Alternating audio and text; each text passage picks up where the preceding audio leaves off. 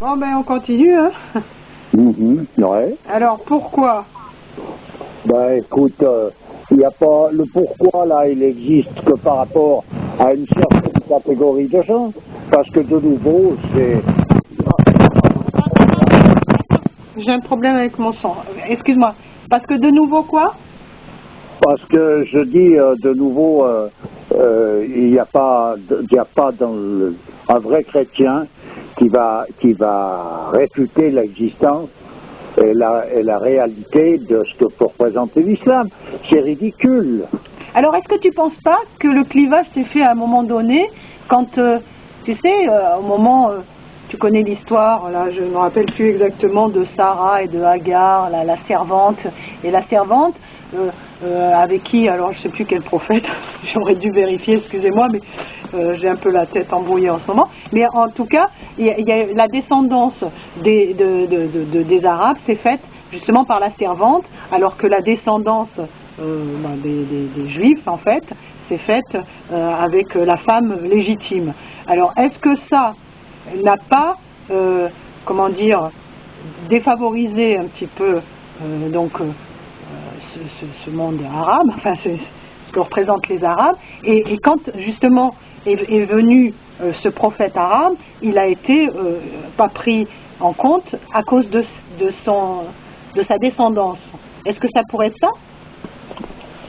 Bon, disons que pour moi, tout ce tralala, c'est quelque chose, soit il faudrait trouver vraiment le sens caché, profond, de ce que peut signifier ces phrases-là.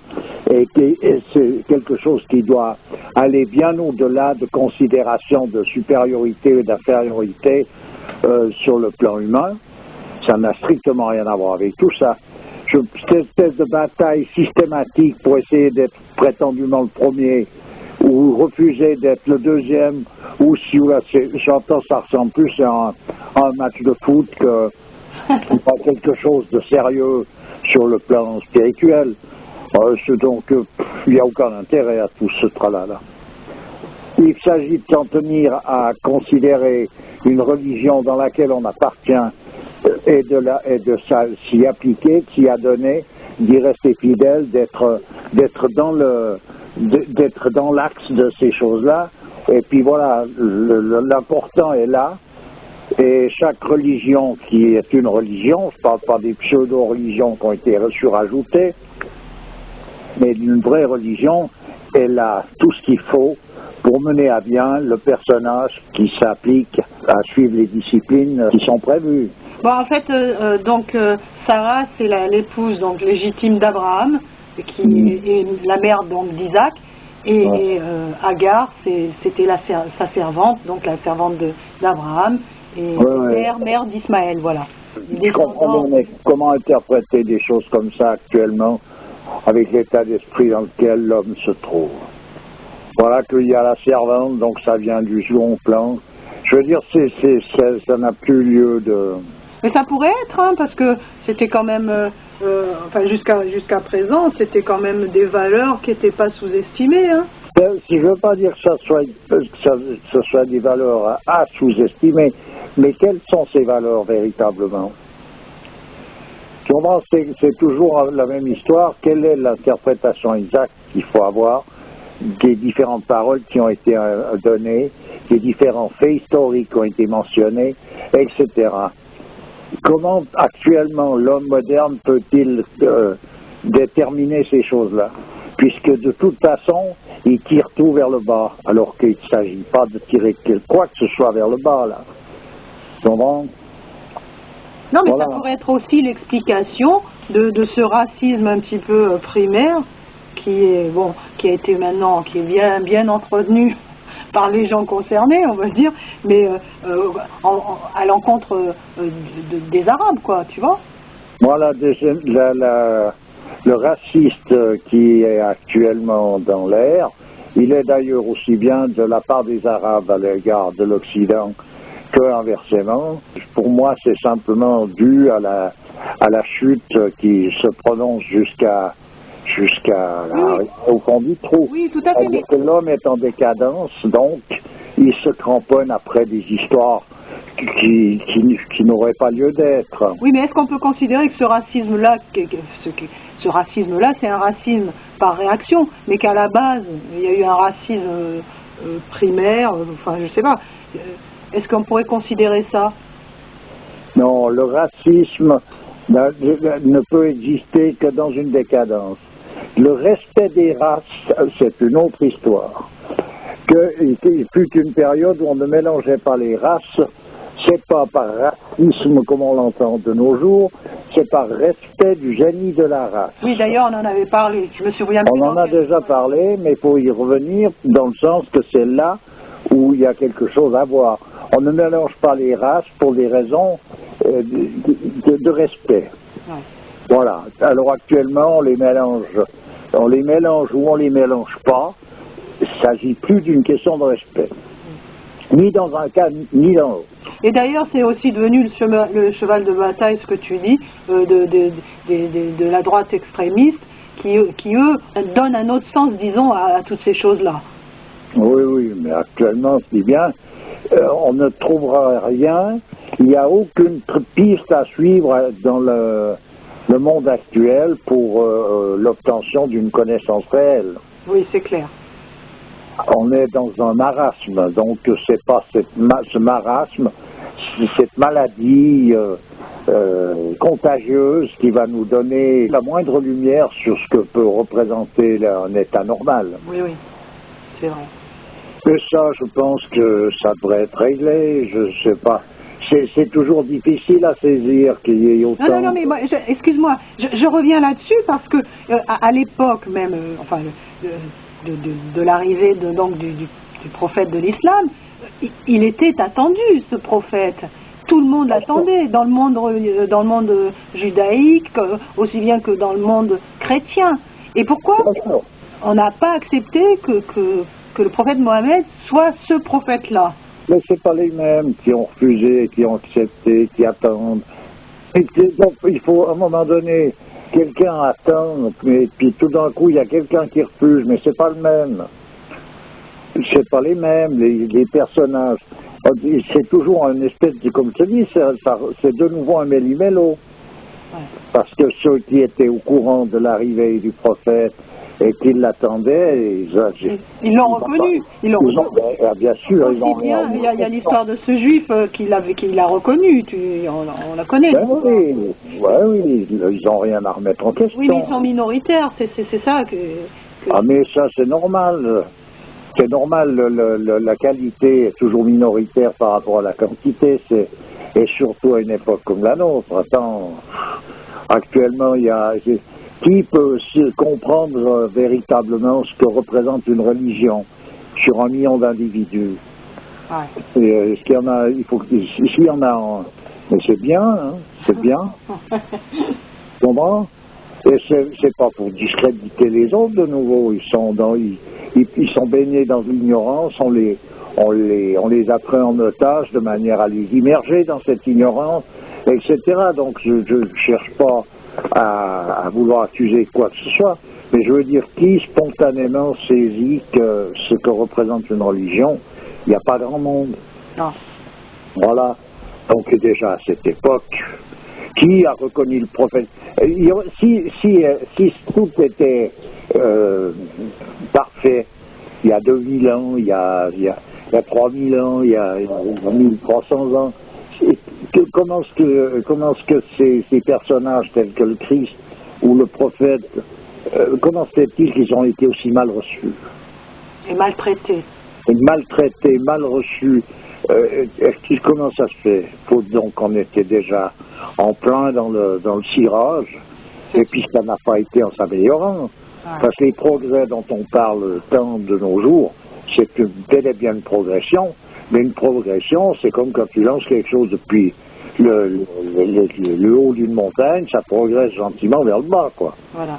Il y a une progression vers la décadence, la déchéance. Voilà. Ouais. Et cette progression, en plus de ça, elle s'avère être exponentielle. Hein. Ouais. C'est pour ça qu'il n'y a rien, circuler, il n'y a rien à voir, dans le sens qu'il faut aller rechercher des références solides dans le cadre même de la tradition. Je dis la tradition, pour ne pas dire les traditions, parce que chacun se trouve être en rapport avec une tradition, et c'est dans celle avec laquelle il est en rapport qu'il va trouver tout ce qu'il lui faut pour résoudre le problème. Mais c'est pas dans des discussions inutiles, ni dans des considérations d'interprétation bidon faites par des personnages qui sont tendancieux et cherchent à mettre en avant des choses qui sont justement à rejeter.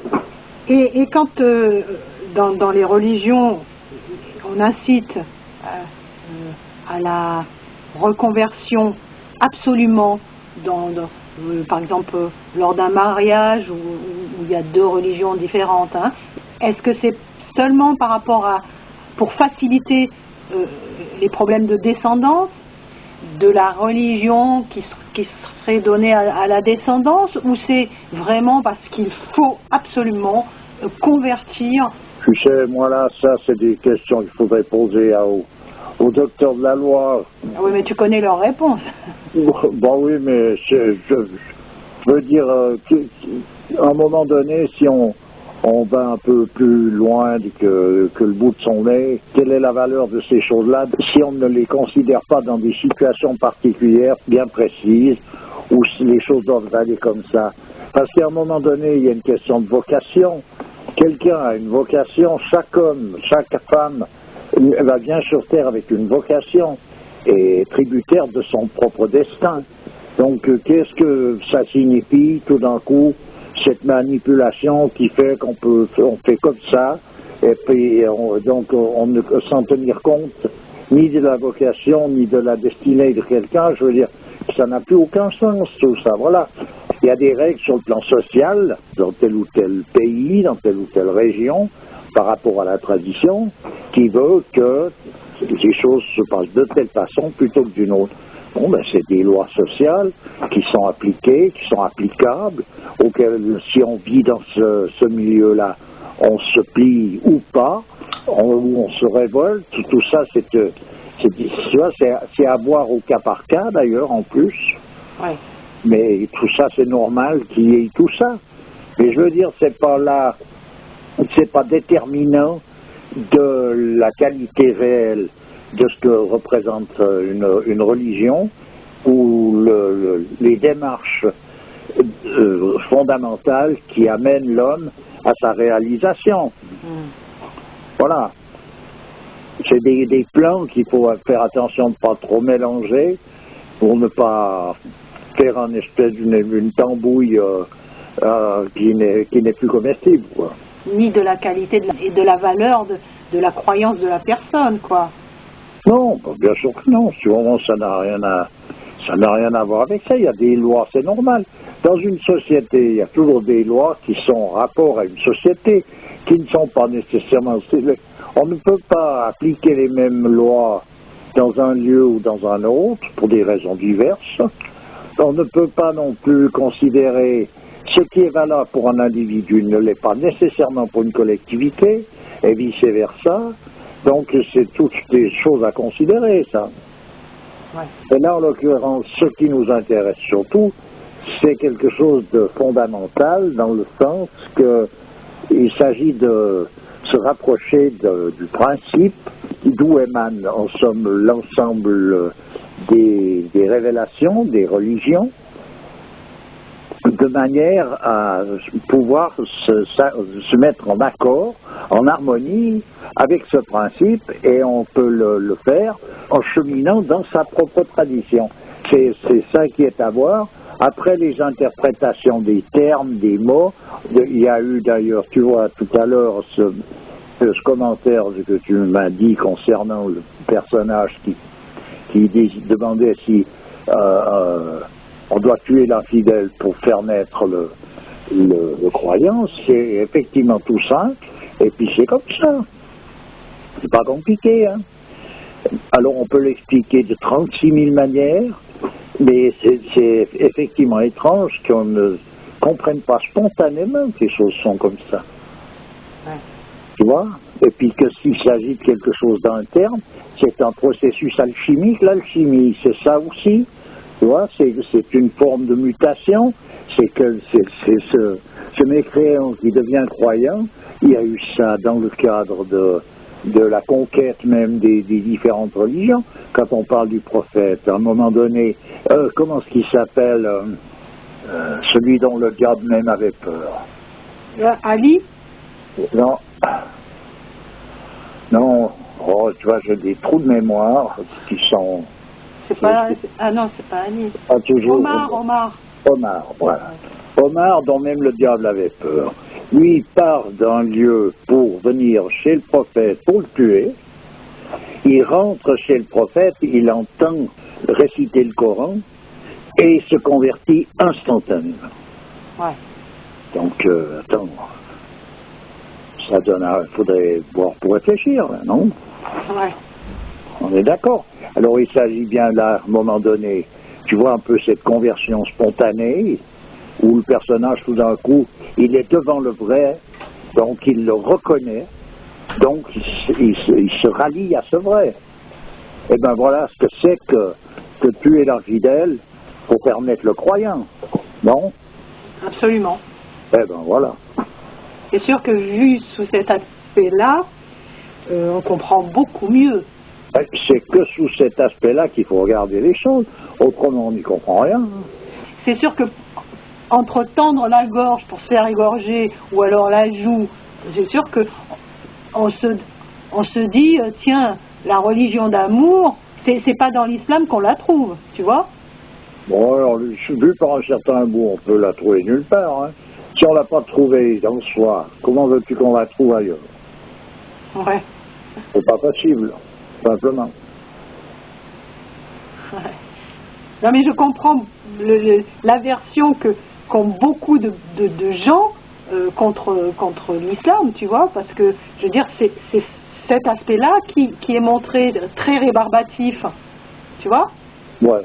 Moi, ce que je vois, disons, si je devais dire mon avis à un moment donné, un peu fondamentalement, je vois des manipulations qui sont faites de la part de personnages qui sont ni de l'islam, ni chrétiens, ni rien du tout de tout ça, et qui sont là pour mettre des troubles systématiques, pour diviser l'humanité de manière à ce qu'il y ait de plus en plus de conflits. Et puis voilà ce que je peux voir. Oui. Voilà. Tout simplement. Qui sont tels personnages ou autres, pour moi c'est tout simplement le diable qui s'en mêle. Et si tu veux, il gagne bien la partie. Hein. C'est provisoire. C'est provisoire. Bien sûr. Et ben oui, on va finir là-dessus. Hein. Mais il y a un moment donné où il faut bien que ça se passe comme ça. Ben oui. C'est-à-dire que si on veut aller un peu plus loin, à partir de là, ça rentre dans le cadre des possibilités. Et comme pour qu'un cycle soit clos, il faut que l'ensemble des possibilités manifestables se manifestent. Oui, là. oui. Ok. Ben écoute, je te remercie. C'est toujours avec plaisir. Et à bientôt. À bientôt. Allez, au revoir. Au revoir.